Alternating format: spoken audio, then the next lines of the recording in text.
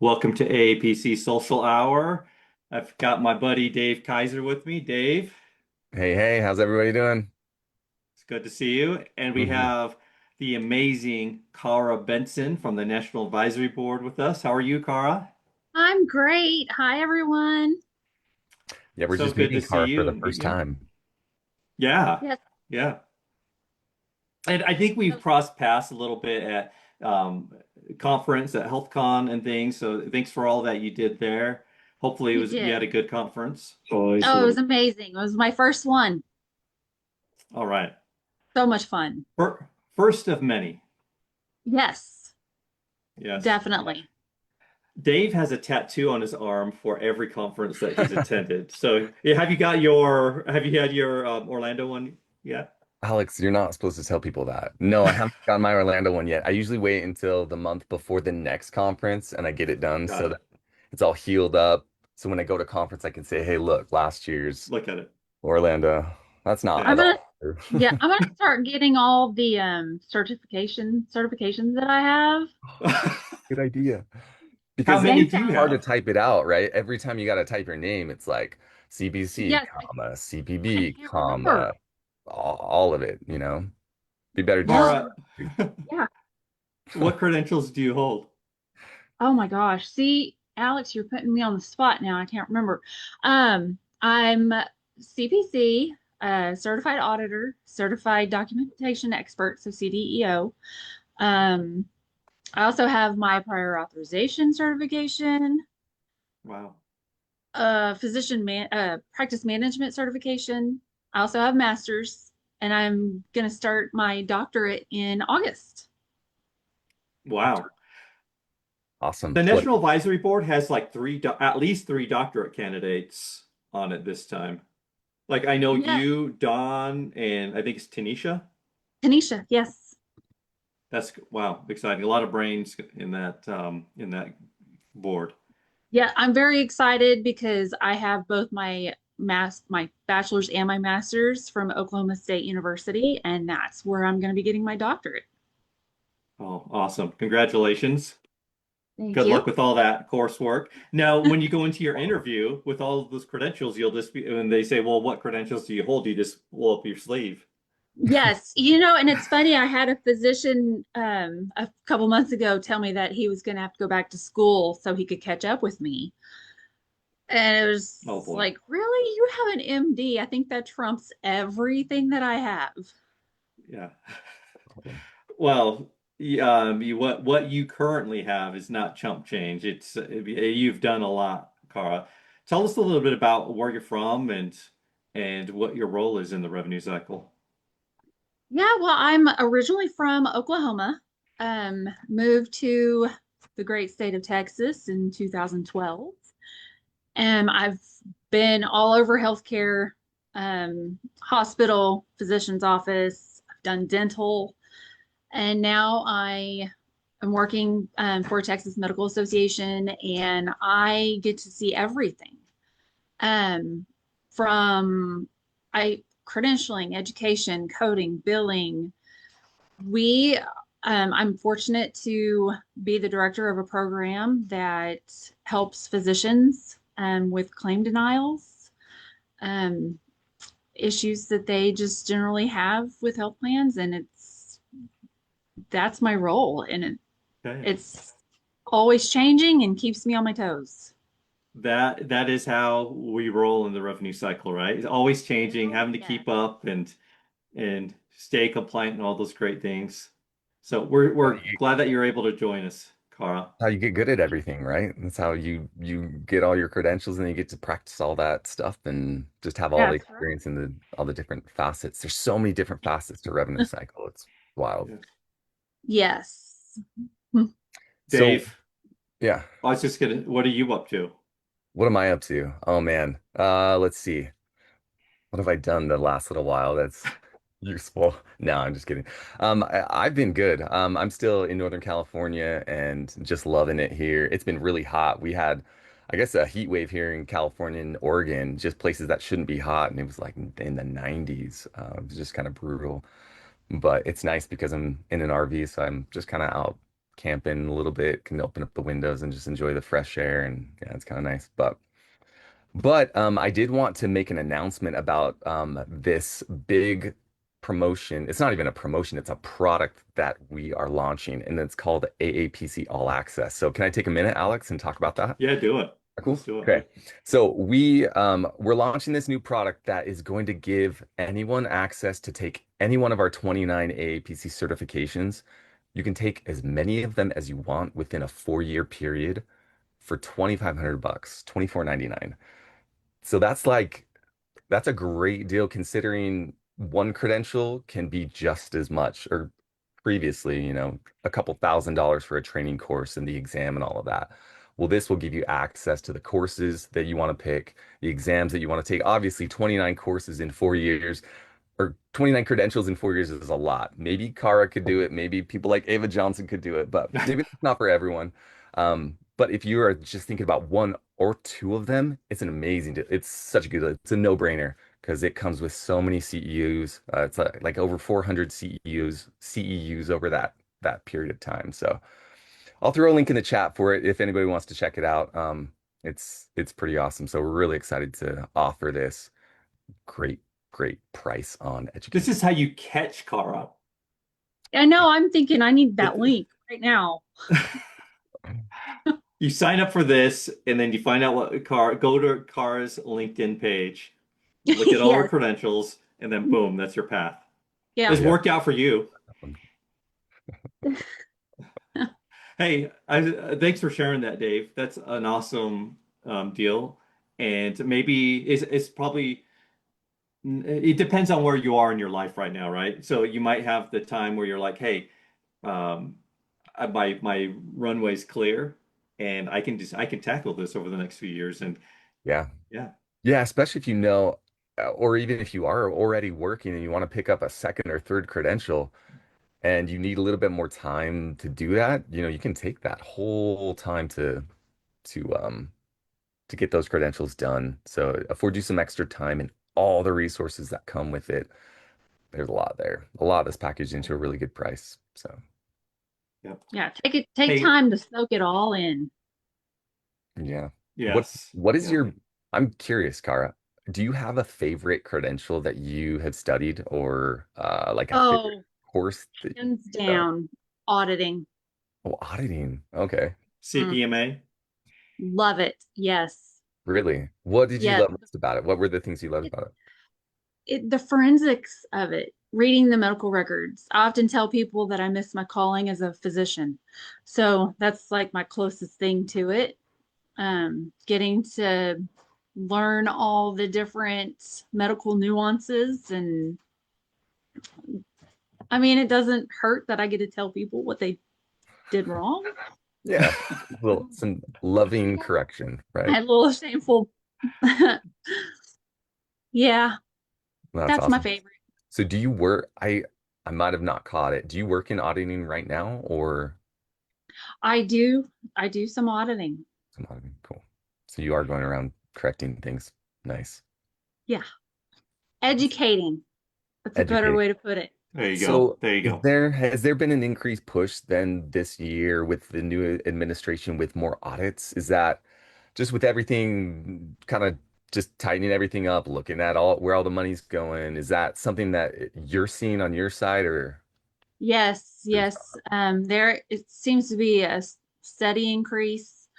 Um, and it's only gonna get worse as we move on. So, but yeah. just a lot going on? Sounds like a Mhm. good path for someone who's considering, maybe a CPC and like Yeah, what's my next avenue out in growth? yeah, CPMA might be definitely good. some job security there. Okay. All right. Sweet. That's cool. Well, guys, I want to share something with you that I think is kind of funny. So I found this, a member shared this with me, and I'm gonna share my screen real quick. All right. I don't know if you can see that. But someone sent a picture. They said Runs of through. Tammy Hayden. She pulled out her mail and she got both of her AARP and her AAPC magazine at the same time. And her first thought, her brain went to, what is Rod Stewart doing on my AAPC magazine? We finally got him. We finally got Rod Stewart to be the face of AAPC. I So I thought that was hilarious, and maybe we can get him over at HealthCon in I'm looking at it. Let's see. Dallas Rod next year. Stewart, do you still, in parentheses, do you still think I'm sexy? Question mark. Oh, Yep. Yeah, that's what the title says. So there you go. That's right. it's a good song. He'll be, yep, and maybe he's got something to share about medical coding. I don't know. Broken hearts. Maybe. hey, maybe sing something. There Yeah, you maybe he go. could sing That's something. right. Yeah, maybe he could sing the codes or something or sing our education. Do any of Oh you have yeah. a favorite Rod Stewart song? Do you remember that song Forever Young? Oh, yeah, that's a good one. That's a good. Da, Yeah, da, da, that's a da, good da, feel good da, one. da, da, da, da, da, da, da. Right? I don't know. Maybe if you're watching, we'll put in the comments your favorite Rod Stewart song. Yeah. I don't know. Yeah, if I you're think I watching, need definitely throw it to continue. Yeah. Finish the song. Well, guys, we're gonna bring our first guest, no stranger to Social Hour. Ray, I know you're hiding there, lurking. I'm here. Hey, Hey it's good to guys. see you, Ray. Good to see you guys too. Oh, Did you see, did you see Rod Stewart? I did see Rod Stewart. It would Have be you seen Rod fantastic to Stewart get. in And I've concert? never seen him in concert. Wow. Nope, haven't. So just Adam Levine then, right? It would be a good show. Well, I just recently saw Bruno Mars, which was pretty fantastic. Oh So, man, yeah. Do that's they, fun. I Where was hear, that at? He's doing a residency in Vegas. So, Okay, that's fun. All right. Well, yeah. Ray, we got a couple things going on today. Yeah. First off, you and Dave, you mentioned before we went live, you're saying, hey, we've got to jump a little early because we have DocuCon Nope, happening. RISKCON. Risk. RISKCon. Oh, It's darn the it. RISKCON this time around. RISKCon. So RISKCon it's day two of RISKCon. Day two, And going great. okay, and so we have all these specialty conferences now. So, and I know we used to have a lot of boot camps, so we kind of backed off on like things like boot camps and kind of amplified specialty conferences that are virtual. Why did we do that?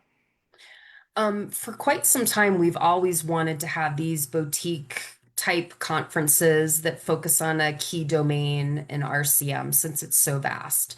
So the goal was to really do more advanced education, more hands-on sessions, and provide networking opportunities for people working in that particular space.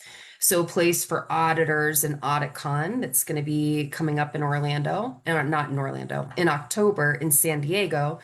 Um, it's a way for them to share best practices, connect. We know that in this industry, the more you network and find others that are in similar roles to you, that's an added access of a tool of phone a friend when you're stuck on something and you need to figure something out. So just deeper, more advanced education and networking opportunities for people working in the same space was really what we're trying to accomplish with those events. AuditCon's unique because, well, again, AuditCon is coming up this October in Yeah. San Diego. That's what's interesting about this is these specialty or boutique conferences have primarily been virtual, but this one we're going hybrid with. So we were always planning to do these conferences prior to COVID. And the goal was to make them in-person events. The shift to virtual events and the more regularity of virtual and people getting adapting to the virtual environment allowed us to launch the boutique or specialty focused events in a virtual platform. So we really want that in-person connection to be able to problem solve and break into small groups, solve issues together, have those discussions, not mimicking, but allowing us to try to get to what the real purpose of those events were. Now, because they've started in a virtual platform, we know that in order for more people to be able to access this type of experience, we're going to have to offer it in a hybrid mode, but there's going to be certain sessions that give that hands-on deep dive in person so that we can work through things together. Most people, I think, come to conferences because they're trying to solve a problem or something is stumping them. They want to find a better way to do something. This is a way for them to get access to great people that do similar roles that have really good proven track records in getting results. So that's what we're hoping to share. Okay. All right. And Kara is an auditing, I don't, I mean, you're a guru, but you love auditing, I love as it. we learned. Yeah. Hmm. Have you attended AUDITCON before, I Kara? have not. Okay. Well, HealthCon was my very first conference. okay. Well, Ray, what kind of sessions are there? I mean, like, because Kara, a veteran auditor who knows her stuff in and out. So is this geared towards her, or is it maybe geared more towards someone who's looking to make that transition into the role? So we have both tracks. We have sessions that are going to help those that are brand new to auditing, and then those who have been in auditing for years, are seasoned auditors.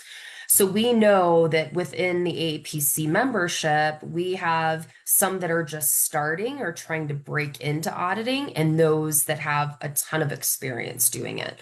So hopefully there's enough well-rounded sessions available that it's going to cater well to both audiences. Our education committee strives to hit both audiences really, really well with the rounded out sessions.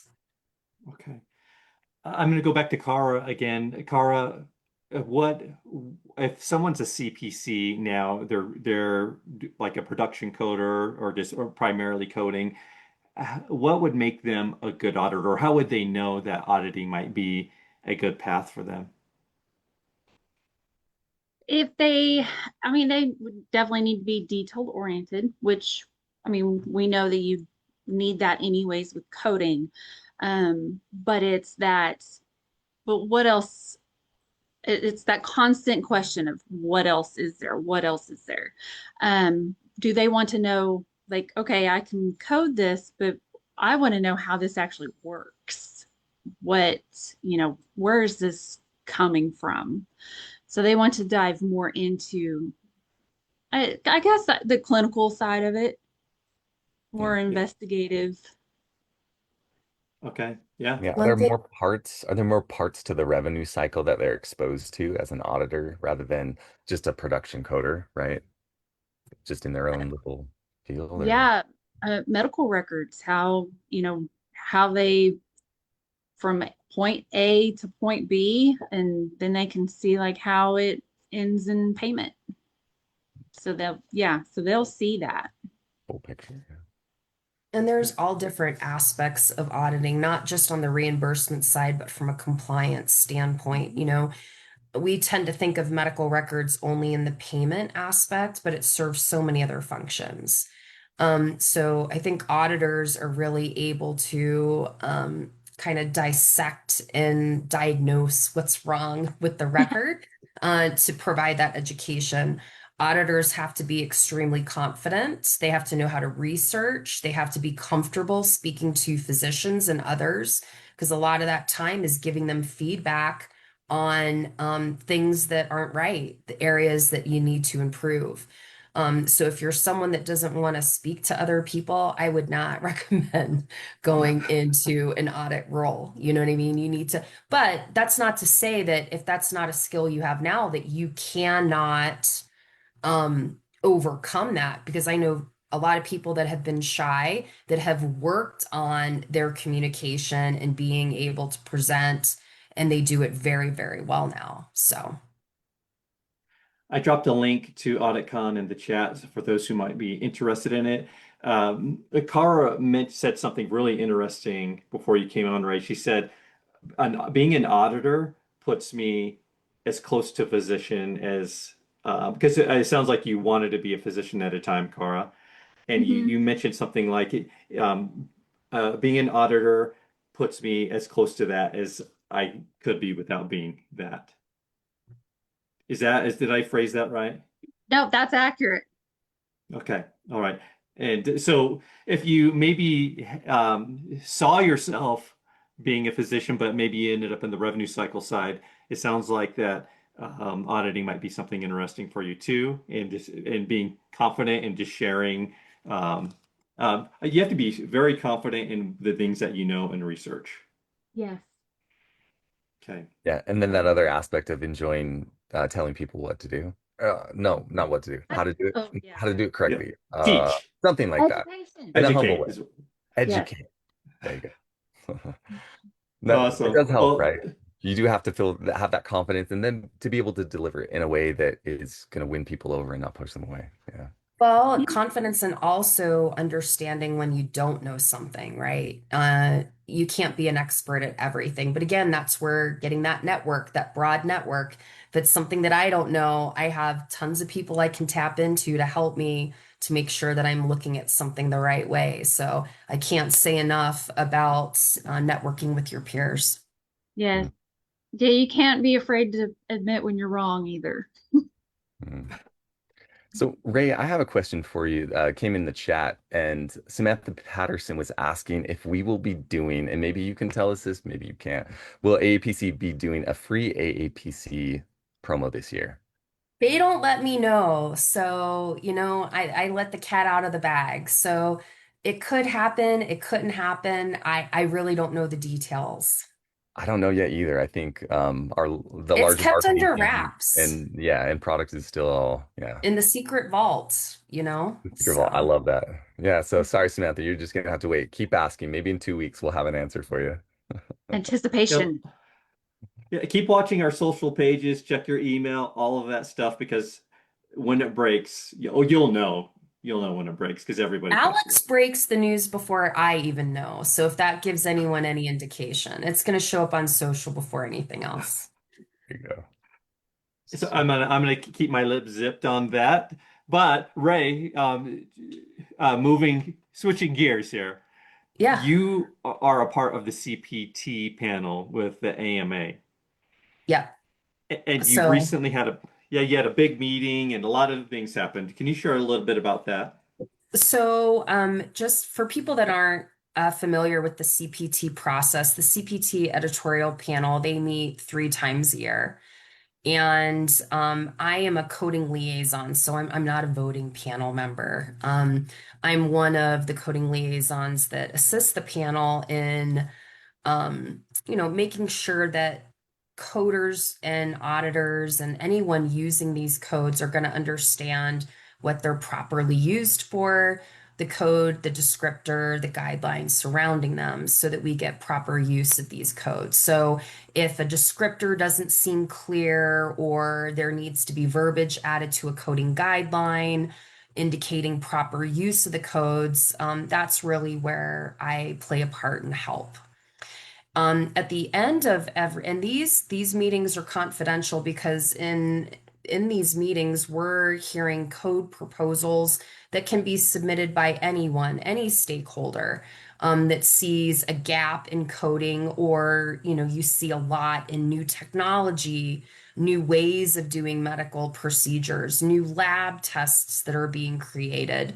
Those that are watching these CPT changes, these are all applications that are heard and reviewed at these meetings to make a determination on, does it get passed? Does it get modified? Does it get rejected?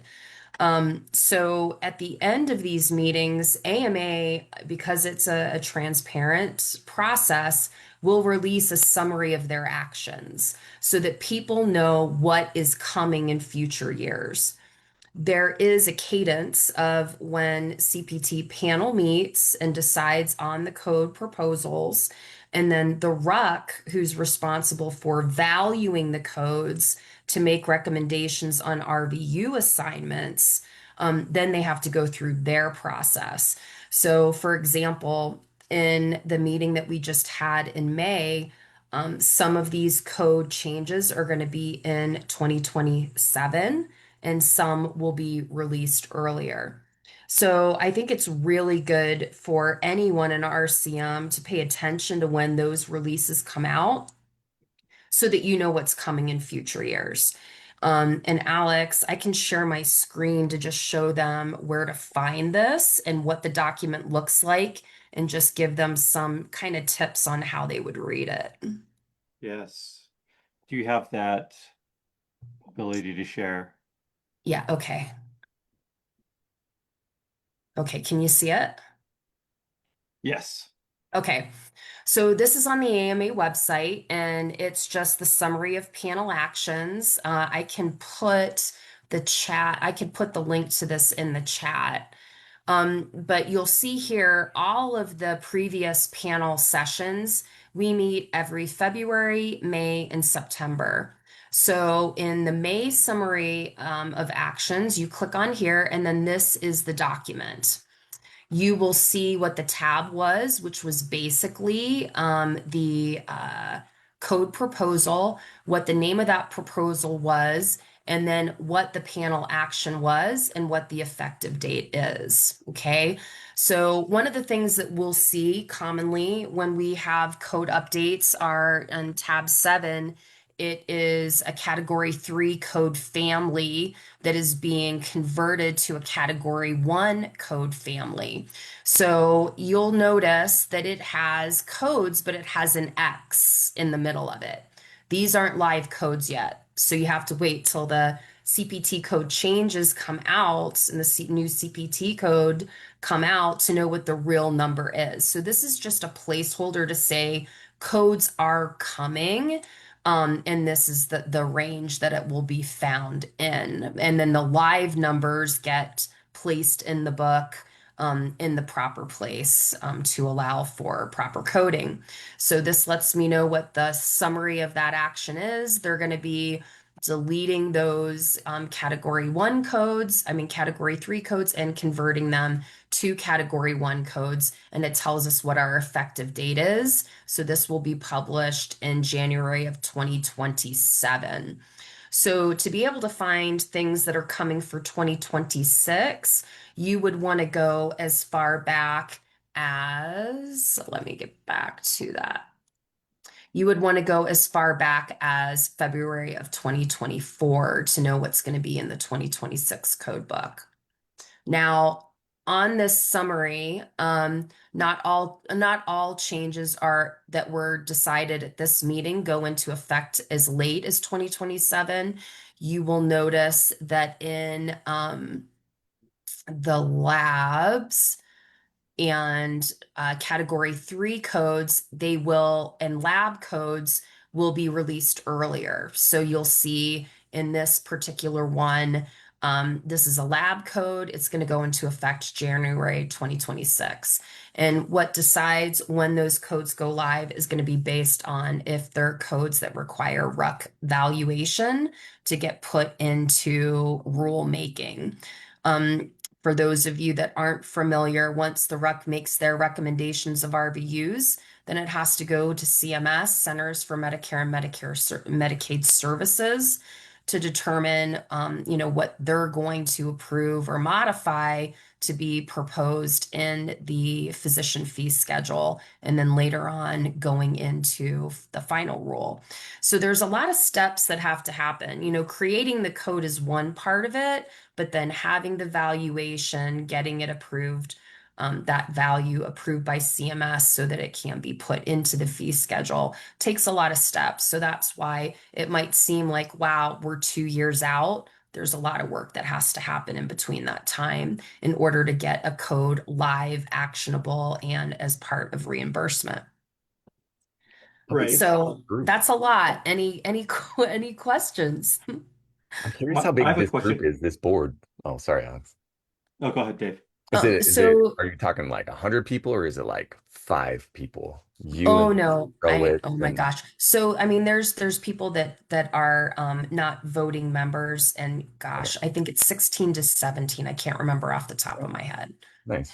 But each medical society also has advisors. So they're advising on code change proposals for their specialty. So they're not part of the CPT panel as far as the voting positions, but they are speaking on behalf of their societies on gaps in coding that they might find, or like I said, new technologies, new ways of doing medical procedures. So they're able to help, like, let's say that there is an industry stakeholder that has developed a new technology. They might work, if it's a cardiology type procedure, they might work with the Cardiology Association, Medical Association, in order to put that code proposal forward so that it can come before the panel to be considered. Ray, so your role in this would be if you see any concerns or you're kind of sharing your input on these proposals. Correct. So, we're looking at code descriptors, making sure that people understand what the procedure is. Because the whole goal of CPT is to be able to communicate work that's being performed. Cara, do you have any questions about Ray's experience for her? No, Okay. Because I do, Ray. Yeah.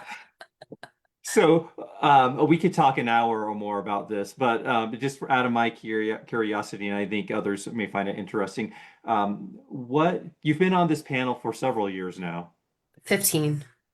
Okay, wow. Yeah, so many Yeah, years. because I've been with 18. Yeah, I've been with AAPC 18. So, one of the exciting things I get to do for AAPC is represent on this in this way. What has surprised you, or maybe something that you thought, oh wow, this is really cool. I didn't know it worked like this, or gave you confidence in the process, things like that. Maybe I know you're limited on what you can share, but is there any sneak peek behind the curtains that you could share a little bit about? Well, I mean, and this is another thing, Alex, that is exciting is that these meetings are open to the public. So anyone can attend. You have to sign a confidentiality agreement that you're not going to share information outside of the meeting because again, you're talking about things years in advance. And if you communicate things outside of the panel cycle, you could be providing misinformation to industry or something might change in the meantime. But anyone can watch the process. I think what the biggest aha moment for me is the care that's taken to make sure that people understand what the code is used for. We could spend a lot of time talking about the difference between a semicolon and a comma and what that's going to do to code use. And, the panel is also very careful in saying, are coders going to understand this? Because it's one thing if the physician understands because they're clinically doing this, but we also have to realize that these codes are being utilized by non-clinicians and making sure that there's care in crafting the verbiage of the code descriptor so that we get it right. And also, there's over the years, I've seen much more tools within CPT to make coding clearer, like tables. If there's a large code family and there's a nuance between one code to another, well, would that make a good table as a quick reference to help coders understand how to properly code something? So that has been one of the things that I think that I've been proudest about and really thankful for, that they care to make sure that these things are used right. Another thing Awesome, I that's would great to add, hear. Alex, too, is I think a lot of industry think that as long as they have a code that equals reimbursement. That's not the goal of the panel. The panel is to describe the work. A code is a facilitator to get that information to payers, but AMA can't fix payment policy with a code. That really comes down to the payers and what they do with the codes after they're created. So when a code proposal comes forward and they're like, well, if we just had a code, we would be able to get XYZ payer to pay for this. a code is not a guarantee for payment.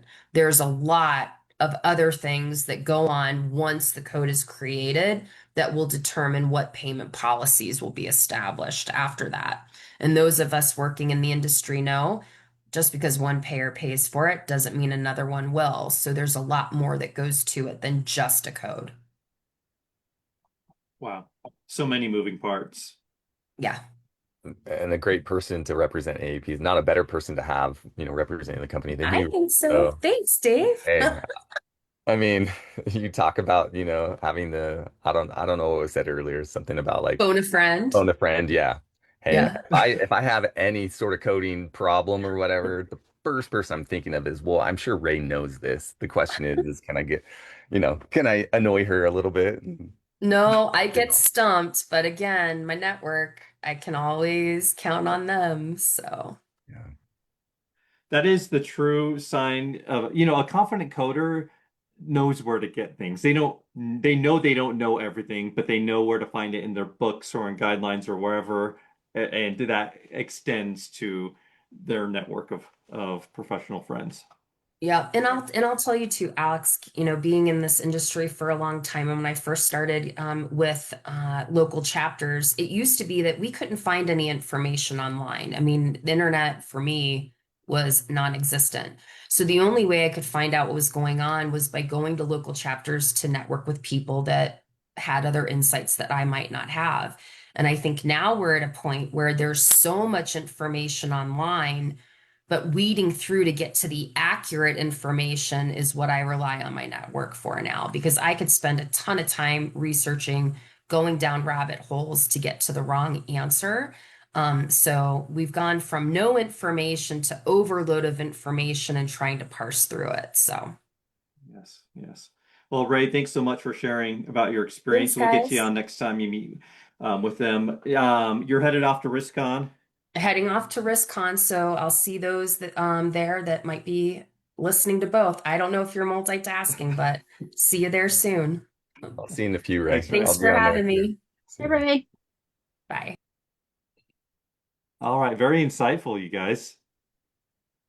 Kara, Yeah. did you know much? Do you work with CPT, like CPT code set much? Yes. Yes, all the time. Yeah, Okay. we lots of those questions. And Yeah. yet, yeah, I don't know is not in my vocabulary. I'll Yeah. find out. You'll Is find that out. Yes. Yeah, yeah. is that the one? Yeah. Cool. Well, we've I got often our stay good friend involved. Gabriel. Hi. Hey, Gabriel. Hey, bro. Hi. It's Nice good to to see see you. you Well, again. Yes, welcome I'm excited. back. Yes, We How many keep times have reeling you you been back on? in. absolutely. How many So times have happy you been always to on, be here. Gabriel? Oh, what was that? How I many didn't times get have that. you been on Social Hour? Yeah. Oh no, this is my first one. Oh, this is your first time. Yes, I think Alex talking about since I used to be part of the National Advisory Board, so we met in several meetings and activity. So I think that's why, right, Alex? Because this is my first one. Well, no way. Well, I don't know if I believe that. You speak at Now you're, conferences we see all the yeah. time. So I don't know. I guess I thought you've been on a bunch of. Well, uh, I love to be social, but this is my first social. I'm gonna go back and watch every social hour over your tenure just to make sure that's to verify what you're saying because I feel like you've been on with us before, but I'll No, take your word for it. it's fine. It's fine. Okay. All right. Hey, you've been released from your role as a National Advisory Board member. Yeah, that's right. We've got Kara, who is a new National Advisory Board member. Ooh, Let's do this. We're live, so I be know. Okay. careful. But what advice do you have for Kara? What did you learn about APC and our members through your tenure?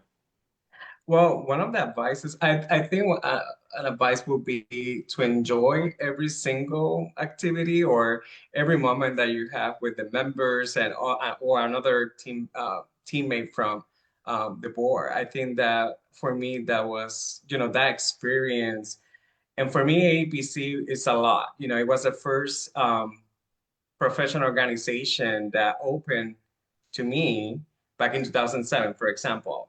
Like I didn't even know what a coder was, even if it was a profession. So for me, APC is very, really important. In my career has been very, very important. It opened me to several settings, like other specialties, networking, other people, knowledge. So I think to be open to all that and to enjoy every single activity and task, whatever you have in your agenda. What committee were you on, Gabriel? What was that? What committee were you on when you served on the National Oh, Advisory Board? membership. So membership. Membership. We were the ones who roll out the leadership um, training. So yeah, so very happy to do that. The Emerging Leaders Program. Is that what you're Emerging talking about? leaders, yes, Yeah, okay, Yeah. so that was your committee that did that. Cool. yes. Okay. Nice. Well, that's been a huge hit, and I know they're off to a great start with their second group. Yes, it has been very. When I see all these posts about that, the emerging leaders, committee and everything, and all the participants, it has been very, happy to see all that, to see that we are supporting our members and we provide additional tools for their careers. Yeah. Yes. Yeah, we realize that it's a challenge out there sometimes to land a job after you've gotten educated, passed the test. So we want to provide as many resources as possible. And at times maybe it feels like we're just shotgunning stuff out there, but we figure different people need different things. So yeah, Hmm. Emerging Leaders is a really good tool for people who just want It to is. get in there. And Cara, expose you, sorry to cut you off, but oh, expose no, you no. to, again, to networking to other people. So maybe you're not like in that position, like in a leader position, but maybe you meet someone and in the future that person may work with you or help you to be promoted or to just advance your career. So I think it's great, any tool. Go ahead, Alex, sorry. Oh, I was just going to ask Cara, what committee are you on, Cara? I am on Cultivate.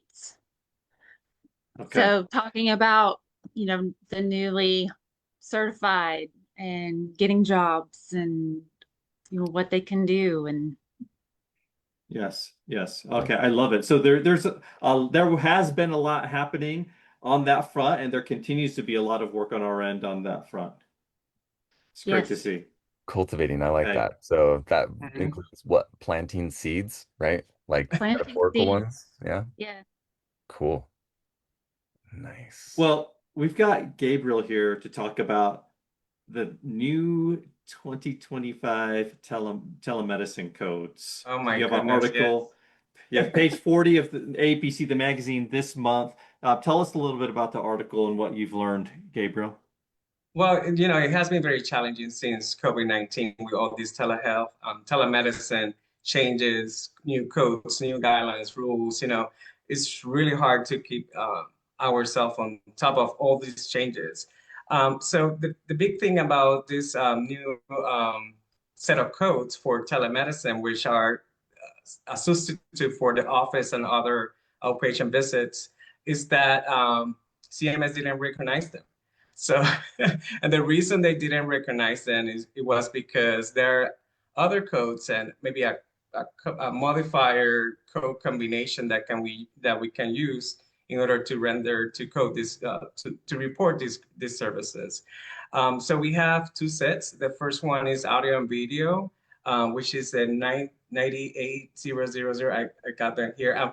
By the way, this is the first time that they come up with something with 98 for evaluation and management services. Most of the codes start with 99. So this is 98000 to 98007. So those are audio and video. So it requires, like the clinician to be on an audio video setting in order to report them. We use the same evaluation and management guidelines. So we use medical decision making or time to support these codes. And we also have another set of audio only codes. So those are the substitution for your 99441 and 99443. Something interesting about this new audio only codes is that we don't need to the first ones we couldn't report those if we were between 7 days of another evaluation management services. So for this one we don't need that. So we just need a 10-minute discussion in order to report those.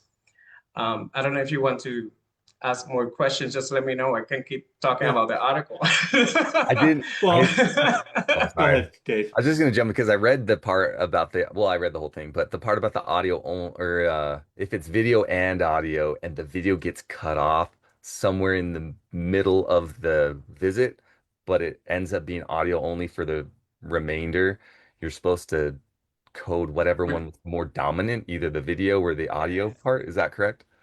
That's correct. That's a Because really good point. you got to Mhm. hurdle over some of these technology issues too. Yeah, go ahead.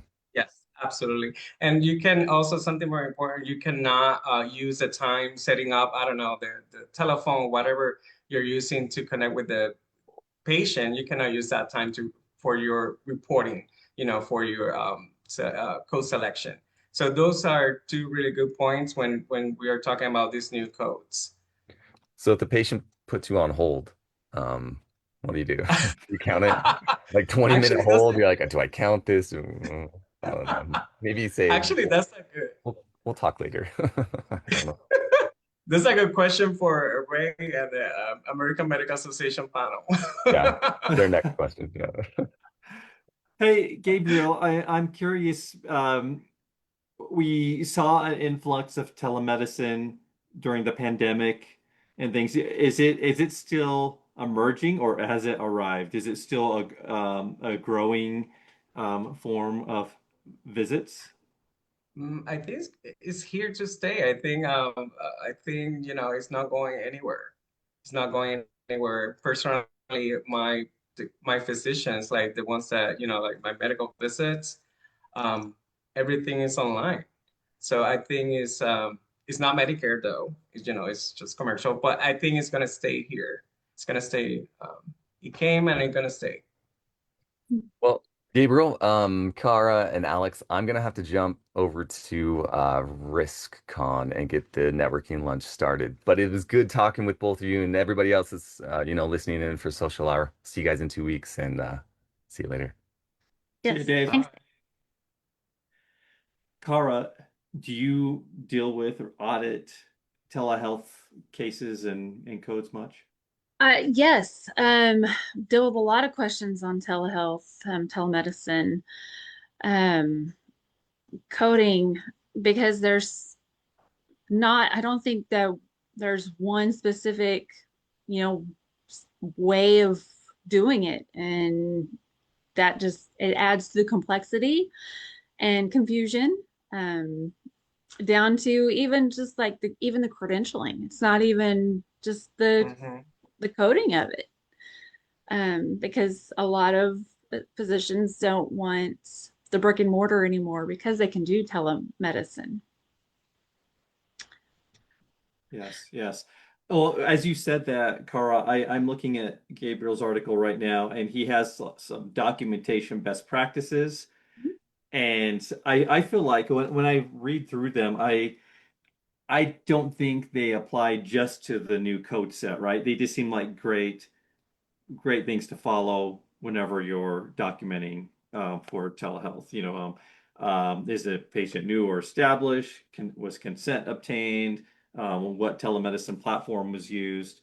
Um, what do you think, Gabriel? Do those best practices apply globally? You think they should always just cover those? I would say yes, across the board. There are some little maybe bullets there that we need to maybe add to telemedicine, especially if we're billing to Medicare. For example, Medicare requires if something's turning to audio only. So what was the circumstance that made that happen? So you have to have that difference, that situation documented.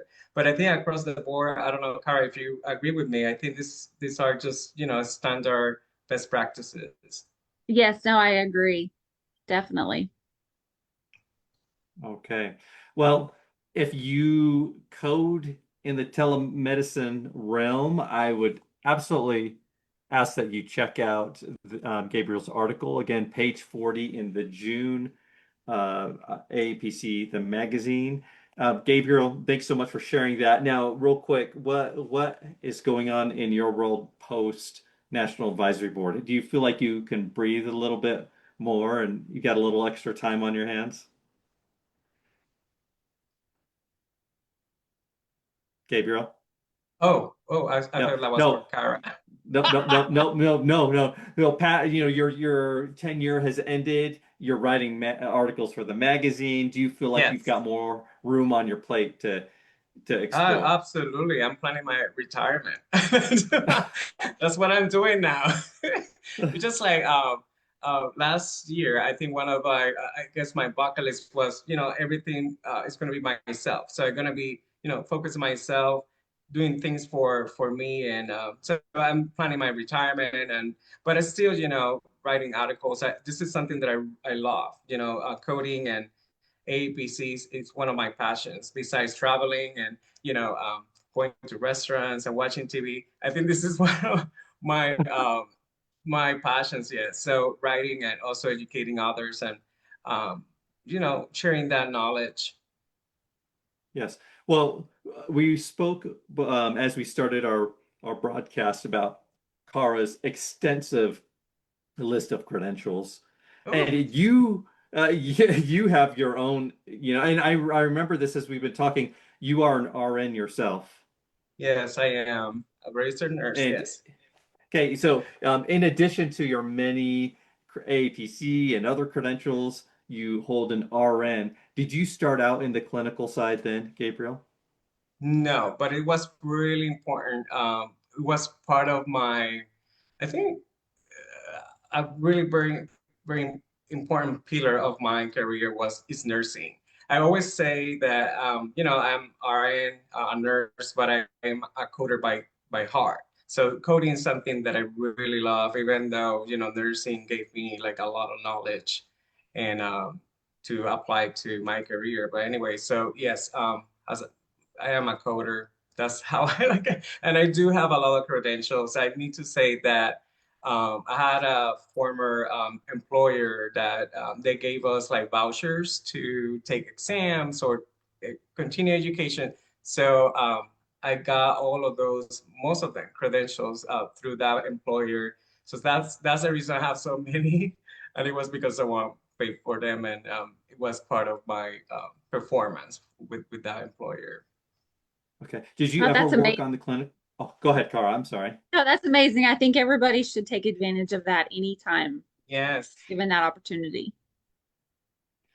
Did you ever work in clinical care, Gabriel? I tried. I tried I tried, but it wasn't something for me, I guess. I'm more in the administrative part of the industry. As I mentioned, has coding and documentation for me are, something that I really am very passionate about. Well, do you feel like your nursing education and even that experience you had as a clinician, do you feel like that helps you on the coding side? Oh, absolutely. Because when you have that experience, maybe you're talking about, for example, you're coding electrocardiogram, right? But you may have not seen it in person. So when you have that experience to see how we provide those services, how we connect this, how we connect that. So I think the experience gives you, in this case, a picture of whatever you're coding and reporting. And the documentation makes more sense, and whatever guidelines are in place, they make more sense when you have that experience. Yeah, Okay. I'm jealous that you have that because it does add a whole level, another level of understanding. Mm-hmm. Did you pass your CPC exam before you passed your RN and were certified to be an RN? Yes. So it was before, and I failed the first time. You failed the So, CPC the first time. the first time was really hard. It was two parts. It was back in 2006, and it was two parts actually. So you had to pass two parts in order to pass the whole exam. So yes, I failed the first time, and it was before, yeah, my RN.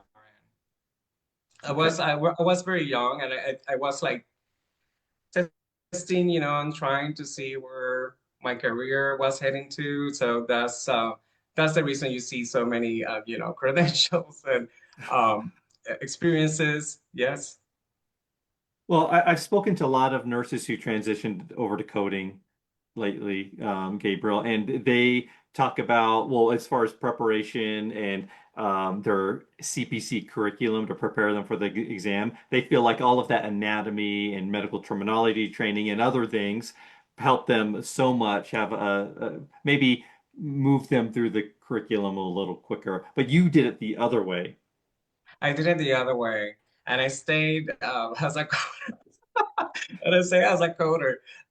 But definitely, yes, absolutely. Those trainings, clinical practices, that training help you because you see things in person. So maybe when you're coding and billing, you're just saying the code and the documentation. But when you have the experience seeing that in person, the training that nursing degrees provide, um, it's a lot, it's another type of knowledge. It's another type of um, things that you can use in order to select the correct code or to audit if you're auditing or reviewing. Yes. That's fascinating. Well, thanks for sharing all of that, You're Gabriel. I kind welcome. of, yeah, it's interesting to hear that. And I'm sure there are other clinicians who may be watching thinking, maybe I want to step into medical coding and see what this CPC is all about. Absolutely. No overnight shifts or standby, standby. So that's, as a coder now we can work from home most of the roles. So I think it's, a really good, excellent, I guess, path in your career, like when you're selecting to be a coder.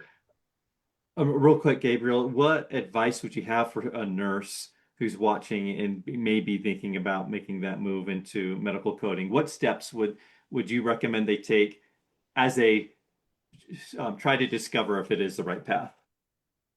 I will enroll myself in one of those CPC review trainings because I believe that nurses, again, that we have that anatomy and pathophysiology, maybe knowledge, but we don't have that piece of administration and also knowing the manuals and the CPT and HIPAA. So I think that will be the first step. Would be sit down for those trainings and just go over them and see if this is something that you really like. They need to be very detailed. They have to be like paying attention to those details in the documentation and everything. So it's something that I highly recommend to enroll themselves in maybe a CPC review exam or training. Okay, that's awesome. Well, Gabriel, thanks so much for joining us. We appreciate having you on. Of course, thank And you. I'm honored. I'll make it up to you and we'll get you on again another time too. Okay, all Absolutely. of that time that I missed out on you before. Absolutely. Anytime. Well, thank you. Uh, thanks, Gabriel. We'll see you later. Bye. Cara, it's just down to you and I now. Yeah, this has been fun. Yes, thanks so much for being with us, and we've had some great interaction in the comments. Thanks to everybody who's been watching, and um, take a look at our AUDITCON conference, which ties in with a regional conference in San Diego. Come and be with us in person in San Diego, or watch it and attend virtually. Either way, Cara, will you be in San Diego? I don't know if I will you. be there. I'm so excited and looking forward to meeting as many people as I can. So to the audience, if you're there, look for the red hair. Will you be presenting or supporting or just attending? Uh, just attending. Okay. I'm, of course, I'm there to help. So, Yes. yeah, yeah. Yep. Yeah, and we tend to go to our NAB members who are on hand at conferences for that support. So thank you for doing that. Will you be staying for AuditCon as well? I am. I am there all week. Okay. All right. Okay. We'll have a great time in San Diego, Yes. and it'll be a good time of the year. Okay. Well, everybody, thanks for watching. Thanks thanks for being with us. We'll see you in 2 weeks. And Cara, thanks again for spending a few minutes with us. Yes, thank you so much for having me. Bye, everybody. Bye.